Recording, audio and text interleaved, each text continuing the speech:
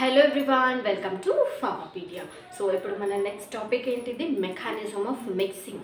So mixing mechanism ఎందుకు నార్మల్గా మనం మిక్సింగ్ ఎందుకు చేస్తాము అంటే డోసేజ్ ఫామ్స్ని డిఫరెంట్ కైండ్స్ ఆఫ్ డోసేజ్ ఫామ్స్ని ఫార్ములేట్ చేయడానికి మిక్సింగ్ ప్రాసెస్ని చూస్ చేసుకుంటాం. లైక్ ట్యాబ్లెట్స్, క్యాప్సిల్స్, అంటే ఈ ఫార్ములేషన్లో ఒక స్టెప్ అనమాట మిక్సింగ్ అనేది. సో మిక్సింగ్లో కొన్ని మెకానిజమ్స్ ఉంటాయి. లిక్విడ్లో ఒక మెకానిజం ఉంటుంది అండ్ సాలిడ్స్ లైక్ పౌడర్స్ వాటిని మిక్స్ చేయడానికి ఒక మెకానిజమ్స్ని ఫాలో అవుతారు. అదేంటిదో ఇన్ డీటెయిల్గా చూడండి.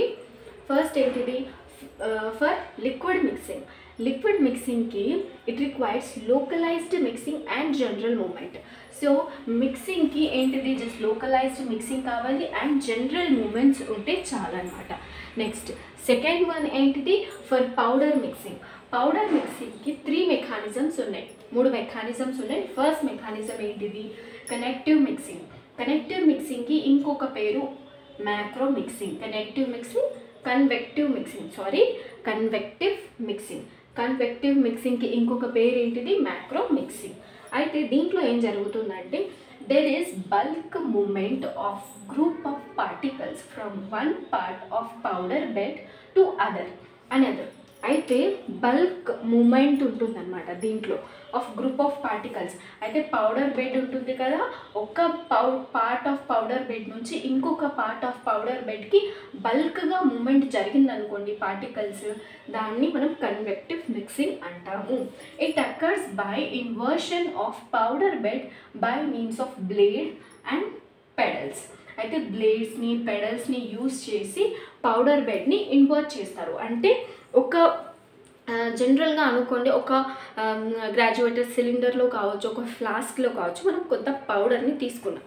ఈ పెడల్స్ని లేదా బ్లేడ్స్ని మనం యూస్ చేసి కింది నుంచి ఆ పౌడర్ని తీసి పైకిలా కింద ఒక బెడ్ ఉంటుంది, పైన ఒక బెడ్ ఉంటుంది కదా, కింది బెడ్ని తీసి పై బెడ్కి వేసి అలా మిక్సింగ్ చేయడం, దాన్ని అంటే ఇన్వర్షన్ ఆఫ్ పౌడర్ బెడ్ని ఇన్వర్ట్ చేయడం అనమాట. కింద నుంచి పైకి ఇన్వర్ట్ చేయడం, దాన్ని మనం కన్వెక్టివ్ మిక్సింగ్ అని అంటాం. Next shear mixing. Shear mixing అంటే షియర్ అంటే ఏంటిది, నార్మల్లీ ఒక ఫోర్స్ లాంటిది, ఒక స్ట్రెస్. అయితే షియర్ మిక్సింగ్లో ఏదో ఫోర్స్ అయితే ఉంటుంది, ఏదైనా స్ట్రెస్ అయితే ఉంటుంది అనమాట. ఏముంటుందో చూద్దాం. It involves through incorporation of material passing along forceless slip planes in a mixture.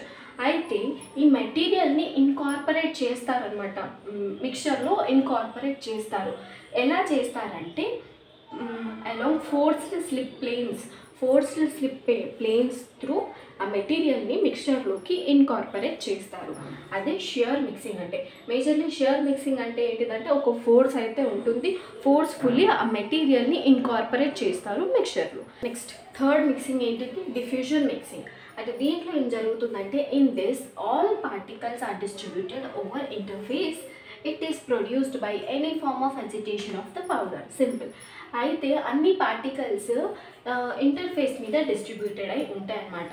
అవి ఎలా జరుగుతుందంటే it is produced by any form of agitation of powder. ఆ పౌడర్ని ఏ ఫార్మ్ అజిటేషన్ చేసిన, అంటే లైక్ ఎలా అజిటేట్ చేసినా ఆ పౌడర్ని ఆ పార్టికల్స్ అన్ని ఇంటర్ఫేస్ మీదకి వచ్చి డిఫ్యూజ్ అయిపోతాయి అన్నమాట. దాన్ని మనం డిఫ్యూజన్ మిక్సింగ్ అని అంటాము. సో నెక్స్ట్ టాపిక్ చూద్దాం. ఈ మెకానిజం ఆఫ్ మిక్సింగ్ టాపిక్ అయితే అయిపోయింది. నెక్స్ట్ టాపిక్ చూద్దాం, కంటిన్యూయేషన్. సో నెక్స్ట్ ఏంటిది చూద్దాం, various physical properties which affect the perfect mixing of powders.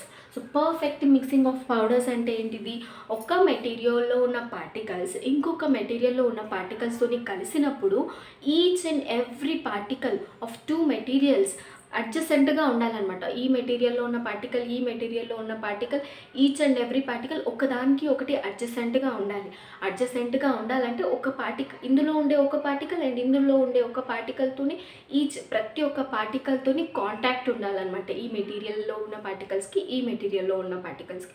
So అంతగా మిక్సింగ్ జరిగినప్పుడు దాన్ని మనం పర్ఫెక్ట్ మిక్సింగ్ అని అంటాం.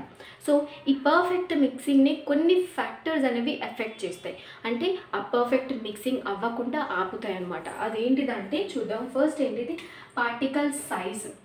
పార్టికల్ సైజ్ అంటే ఏంటిది, ఇప్పుడు పార్టికల్ సైజ్ ఎలా ఎఫెక్ట్ చేస్తుంది ఈ పర్ఫెక్ట్ మిక్సింగ్ని అంటే పార్టికల్ సైజ్లో ఇప్పుడు స్మాల్ పార్టికల్స్ ఉంటాయి, బిగ్ పార్టికల్స్ ఉంటాయి. మనకు పర్ఫెక్ట్ మిక్సింగ్ రావడానికి పార్టికల్ సైజ్ అనేది యూనిఫామ్గా ఉండాలి. అంటే ఒకటే సైజ్ పార్టికల్స్ కావాలి మనకు 2 మెటీరియల్స్లో. ఇప్పుడు మిక్సింగ్ చేయడానికి 1+1 ఇదొక మెటీరియల్ యూస్ చేసి మనం ఒక పర్ఫెక్ట్ మిక్సింగ్ని చేస్తాం కదా. సో అలాంటప్పుడు దీంట్లో ఉన్న పార్టికల్స్ అండ్ దీంట్లో ఉన్న పార్టికల్స్ అన్నీ సేమ్ సైజెస్లో ఉండాలన్నమాట. సేమ్ సైజెస్లో ఉన్నప్పుడే మనకు పర్ఫెక్ట్ మిక్సింగ్ అవుతుంది. అదే కొంచెం కొన్ని పార్టికల్స్ పెద్దగా కొన్ని పార్టికల్స్ చిన్నగా ఉన్నాయనుకోండి, అప్పుడు ఏం జరుగుతుంది, పెద్ద పార్టికల్స్ బిగ్ పార్టికల్స్ మధ్యలో స్పేస్ ఉంటాయి కదా, ఫ్రీ స్పేసెస్, దాని మధ్యలోకి వచ్చేసి స్మాల్ పార్టికల్స్ అనేది ఇన్కార్పొరేట్ అయిపోయి ఉంటుంది అనమాట. అలాంటప్పుడు అది పర్ఫెక్ట్ మిక్సింగ్ అవ్వదు కదా. So that is particle size that affects the perfect mixing. Next, particle shape. Particle shape అనేది మనకు స్పెరికల్ షేప్లో ఉండాలి పార్టికల్ అనేది. అదే ఇర్రెగ్యులర్ షేప్స్ ఉన్నాయనుకోండి, అప్పుడు ఏం జరుగుతాయంటే ఒక పార్టికల్ ఇంకొక పార్టికల్లోకి ఇంటర్లాక్ అయిపోతూ ఉంటుంది, లంప్ లాగా ఫామ్ అయిపోతుంది. అలాంటి సిచ్యువేషన్స్ వస్తాయి. అప్పుడు పర్ఫెక్ట్ మిక్సింగ్ అనేది జరగదు. మనకు పర్ఫెక్ట్ మిక్సింగ్ జరగాలంటే పార్టికల్ అనేది స్పెరికల్ షేప్లోనే ఉండాలి. ఇర్రెగ్యులర్ షేప్స్లో ఉంటే ఇంటర్లాక్ అయిపోతాయి పార్టికల్స్. Next, particle attraction. అయితే కొన్ని పార్టికల్స్కి అట్రాక్టివ్ ఫోర్స్ ఎక్కువగా ఉంటుంది. ఎందుకు అంటే ఎలక్ట్రోస్టాటిక్ బిహేవియర్ ఉంటుందన్నమాట కొన్ని పార్టికల్స్లో అట్రాక్షన్ రావడానికి. సో ఆ పార్టికల్స్లో అట్రాక్టివ్ ఫోర్సెస్ని తగ్గించి అప్పుడు పర్ఫెక్ట్ మిక్సింగ్ చేయాలి. And next, material density. Material density అంటే కొన్ని పార్టికల్స్కి అన్ని పార్టికల్స్కి సేమ్ యూనిఫామ్ మెటీరియల్ డెన్సిటీ ఉండాలి, సేమ్ యూనిఫామ్ డెన్సిటీ ఉండాలి. ఒకవేళ కొన్ని పార్టికల్స్కి ఎక్కువ డెన్సిటీ కొన్ని పార్టికల్స్కి తక్కువ డెన్సిటీ ఉందనుకోండి, అప్పుడు ఏం జరుగుతుంది, ఎక్కువ డెన్సిటీ ఉన్న పార్టికల్స్ డౌన్వర్డ్స్కి వచ్చేస్తాయి అండ్ తక్కువ డెన్సిటీ పార్టికల్స్ పైన సర్ఫేస్కి వచ్చేస్తాయి లేదా సస్పెండ్ అయి ఉంటాయి. అప్పుడు అది పర్ఫెక్ట్ మిక్సింగ్ అవ్వదు కదా.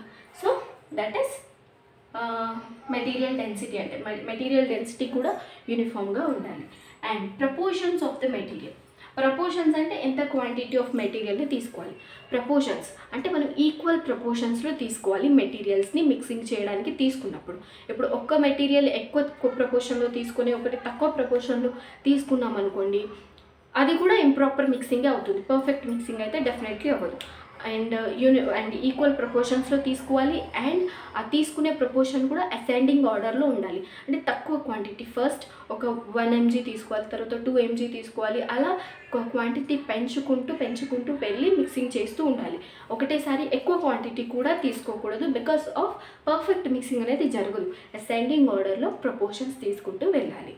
That is proportions of the material. So I hope ఈ 5 physical properties మీకైతే అర్థమయ్యాయని నేను అనుకుంటున్నాను. అండ్ పర్ఫెక్ట్ మిక్సింగ్ చేయడానికి ఈ ప్రాపర్టీస్ అయితే ఎఫెక్ట్ చేస్తుంటాయి. And this about the today's video. ఈ వీడియో అయితే మీకు యూస్ఫుల్ అయింది అనుకుంటున్నాను. మీకు యూస్ఫుల్ అయితే వేరే వాళ్ళకి షేర్ చేయండి, వాళ్ళకు యూస్ఫుల్ అవుతుంది. అండ్ ఈ ఛానల్ని సబ్స్క్రైబ్ చేయండి, లైక్ చేయండి, కమెంట్ చేయండి. Thank you.